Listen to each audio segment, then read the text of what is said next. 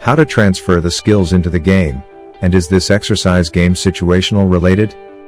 These are two common questions that most of the players and coaches are asking about. Today, we'll make some light on this subject, and we'll show you how we train the drag stops in game situations. Stay tuned, coming right up. We are Mihai Dumitrescu, IPT Certified Skill Enhancement Trainer, highest level professional team coach, and Petar Peric first-tier international professional player in Croatia, Germany, and Slovakia, and we welcome you to our game enhancement section. To answer to the first question, let's start by explaining what is and what's the goal of the game enhancement. Well, after a player gains one or more skills through skills training, those will become part of his strengths, and even if there is always plenty of room for more development, which we encourage everyone to go for, there should be a way the player uses them into a game scenario. To do that, he needs to understand the possible actions defense can choose, and to act accordingly.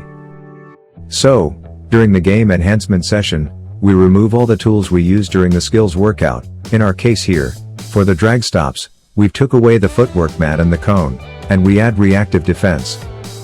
Even if, the art of basketball philosophy is that the player should express himself creatively, and choose whatever skills he finds appropriate for a situation, during the game enhancement workouts, we set some rules, and we let him to opt for a shorter list of raw abilities. This is how, we've let Pero, for the practice you are watching, the possibility to choose any type of drag stops, as mandatory footwork, the rest being up to him.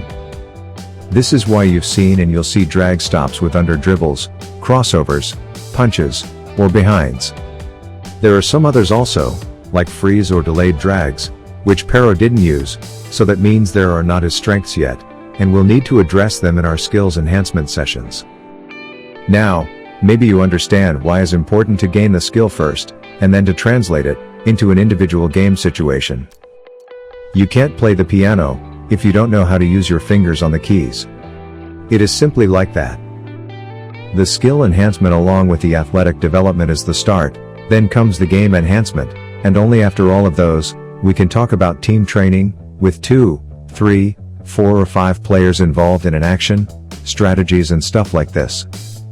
What you see here, we do it on a regular basis, and even if you will hear a lot of coaches saying there is no time for individual improvement during the season, we do it. Mornings we have skills and shooting, afternoon we start with 45 minutes of game enhancement, before we transition to the 90 minutes of team training. And we do it at least 4 times a week, with unbelievable results. So, to sum up, the skills training is not game related, it should aim for raw skills development, and later on to stack some skills together. The game enhancement is a must in order to apply the skills you've gained into a game scenario. There is not team training, and it is still an individual approach of basketball. As I've talked about all of those, you've probably noticed how Pero trained his drag stops, and how today I've forced him to use them.